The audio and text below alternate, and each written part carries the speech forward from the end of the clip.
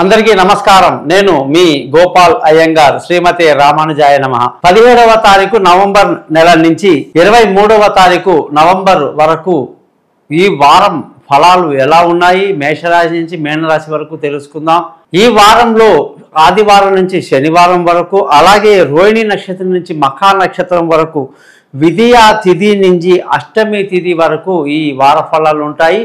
ఈ వారంలో గ్రహాల స్థితి కానీ చూసుకుంటే గురువు వృషభ రాశిలో, కుజుడు కర్కాటక రాశిలో, కేతు వచ్చేసి కన్యా రాశిలో, సూర్య బుధ గ్రహాలు వృశ్చిక రాశిలో, శుక్రుడు ధనుసు రాశిలో, శని కుంభరాశిలో, రాహు మీన రాశిలో సంచరిస్తున్నారు. చంద్రుడు సింహరాశి రోహిణి నక్షత్రం అంటే వృషభ రాశి నుంచి మొదలుకొని సింహరాశి వరకు ప్రయాణిస్తున్నారండి. ఈ గ్రహాల యొక్క పరిస్థితులను బట్టి మనం ఈ వారం 12 రాశులకు ఎలా ఉందో తెలుసుకొని, ఈ సూర్యుడు మనకి ఈ వారం మారుతున్నాడు. ఆ మారటం కూడా వృశ్చిక రాశిలోకి మారాడు. దాని ఫలితాలు చాలా గొప్పగా ఉంటాయని తెలుసుకుంటూ thesimpleastrologer.com అనే ఈ ఛానల్ని సబ్స్క్రైబ్ చేయడం మీ ధర్మంగా భావించండి. బంధువులకు, స్నేహితులకు తెలియచేయండి. జాతకం తెలుసుకోవడానికి కోసం మీ date of birth, time of birth, place of birth ఈ నెంబర్కి వాట్సాప్ చేయండి. మీతో నేను ఫోన్లో మాట్లాడి పరిహారాలు చెప్పి జాతకాన్ని మీకు 50 పేజీలు పంపించి 15 నిమిషాలు రికార్డ్ చేయిస్తాను. సింపుల్గా మీకు పరిహారాలు చెప్తాను, ఏ సమస్యకైనా సరే. అలాగే దానికి తగినటువంటి గురుదక్షిణ కూడా ఉంటుందని చెప్పి తెలియజేస్తూ,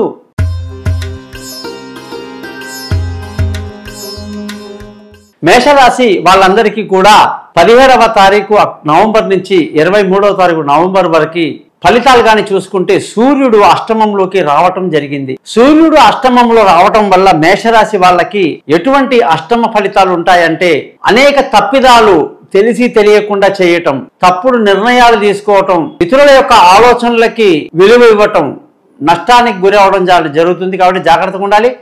ప్రయాణాల్లో అనేక ఆటంకాలు, ఇబ్బందులు ఉండే అవకాశాలు లేకపోలేదు. పిల్లల యొక్క ఆరోగ్యపరమైన విషయాలు, వాళ్ళ యాటిట్యూడ్ విషయాల్లో కూడా బెంగ, చికాకు ఉండే అవకాశాలు ఎక్కువగా ఉంటాయి. ఈ రాశి వాళ్ళందరూ కూడా సూర్యుడికి రోజు ఆదిత్య హృదయం, సూర్యాష్టకం చదువుకోవటం ఎంతో ఉత్తమమైనటువంటి లక్షణం. ఈ రాశి వాళ్ళందరికీ కూడా ఈ వారంగానే చూసుకుంటే చక్కటి వారంగా చెప్పాలి. సంతోషంగా, ఆనందంగా గడపాలి. విందులు, వినోదాల్లో పాల్గొంటారు. ఆరోగ్యపరమైన విషయాల్లో జాగ్రత్తలు తీసుకుంటూ ఉండాలి. ధన ఆదాయంగానే చూసుకుంటే చాలా బాగుంది. కుటుంబ స్థానం చాలా బాగుంది.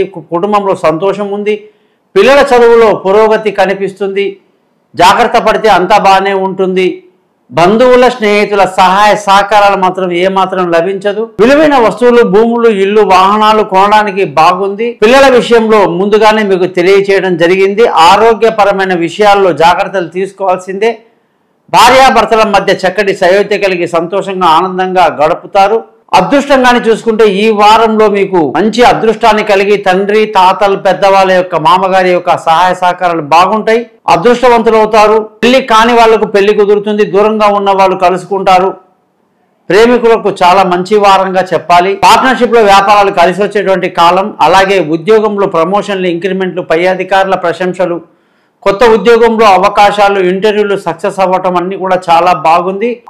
ఈ యొక్క జాతకానికి వ్యాపారం చేసేటట్టయితే వ్యాపారంలో మంచి లాభాలతో ముందుకు దూసుకువెళ్తారు. రియల్ ఎస్టేట్ వ్యాపారం చేసే వాళ్ళకి చాలా అనుకూలంగా ఉంది. భూములు క్రయ విక్రయాలు చేసే వాళ్ళకి మంచి లాభాలు ఉంటాయి. ఖర్చుల విషయానికి వస్తే అధికంగా ఉండే అవకాశం లేకపోలేదు. మేషరాశి వాళ్ళకి అదృష్టం అనేది రావాలి అంటే ఈ అదృష్టం ముందు చూశారు. నాకు ఇదొక్కటే ఆశ్చర్యం.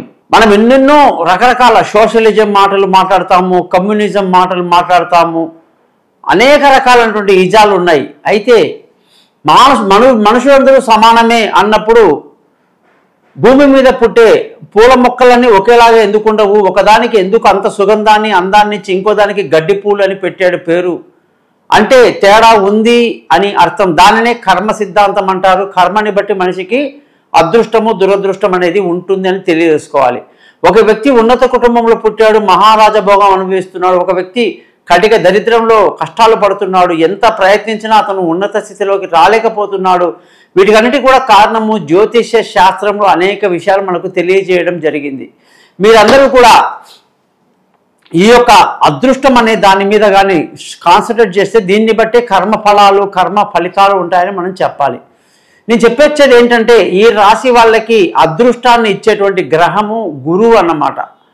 గురువు బాగా అదృష్టాన్ని ఇస్తాడు మేషరాశి వాళ్ళకి. కాబట్టి మీరు గురువారం నాడు కనక పుష్యరాగాన్ని చూపుడు వేలుకు ధరించి గురువు మంత్రాన్ని రోజు 16 సార్లు చదవాలి. దానికి 16,000 జపాలు ఉంటాయి. దానికి సిల్వర్లో పెట్టుకుంటే దాని మేకింగ్ ఛార్జీ, పూజ, సర్టిఫికెట్ అన్నీ మా దగ్గర దొరుకుతాయి. అది ధరించడం వల్ల మేషరాశి వాళ్ళకి తండ్రి నుంచి, తాతల నుంచి, మామగారి నుంచి అనుకోని ఆస్తులు రావటం, అదృష్టం కలిసి రావటం, ధర్మ మార్గాన్ని పాటించటం, 10 మందిలో కూడా మనల్ని ఎంపిక చేయటం, 100 మందిలో ఉన్న గుర్తించేటట్టుగా చేయటమే అదృష్టం అంటే. సో ఈ అదృష్టం అనేది, దాని వెనకాల దురదృష్టం అనేది ప్రతి మనిషిని వెంటాడుతుంది. నేను మీకు అదృష్టం గురించి చెప్పడం జరిగింది. ఈ అదృష్టం కొరకు మీరు నన్ను సంప్రదించండి. మీ జాతకాలు కూడా 50 పేజీలు మీకు పంపడం, మీకు చక్కటి 15 నిమిషాలు ఆ జాతకాన్ని ఎక్స్ప్లెయిన్ చేయటం, అర్థమయ్యేటట్టు చెప్పటం, అలాగే మీరు ఏ దేవుని పూజించాలి, ఎలా పూజించాలి, మీకున్న సమస్యలు ఏమిటి, ఆ సమస్యకి పరిష్కారాలు ఎలా చెప్పాలి, ఇలాంటివన్నీ కూడా మనకు 50 పేజీల జాతకంలో క్లియర్గా ఉంటుంది. అందులో చాలా ముఖ్యమైన అంశాలు నేను మొత్తం కవర్ చేసి మీ డౌట్స్ అన్ని కూడా క్లియర్ చేసి జాతకాన్ని మీకు మెయిల్ చేయటం, రికార్డ్ చేయించడం జరుగుతుంది. మీరందరూ కూడా మీకున్నటువంటి సమస్యలన్నిటికీ కూడా ఏ కారణము, డబ్బు ప్రాబ్లమా, బంధువులతో ప్రాబ్లమా, ఇల్లు కట్టలేకపోతున్నామా, సంతానం లేదా స్పోర్ట్స్లో రాణించలేకపోతున్నామా, ఆరోగ్యం బాగుండట్లేదా, భార్యాభర్తల మధ్యలో గొడవ ఉందా, అలాగే తండ్రి ఆయుష్, తల్లి ఆయుష్, వాళ్ళ ఆరోగ్యం గురించి చింతలున్నాయా, ఉద్యోగంలో మాటిమాటికి మార్పులు చేర్పులు జరుగుతున్నాయా, వ్యాపారంలో ఏది చేసినా కలిసి రావట్లేదు, ఏం చేయాలి, అనేక విషయాలు కూడా అండి ఇందులో మనకు మాట్లాడుకోవచ్చు. ఖచ్చితంగా మీరు నన్ను కాంటాక్ట్ చేయండి. నేను మీతో పూర్తిగా మాట్లాడి మీ డౌట్స్ అన్ని క్లియర్ చేస్తాను. గురుదక్షిణ ఎలా ఇవ్వాలో తెలియజేస్తాను. నమస్కారం.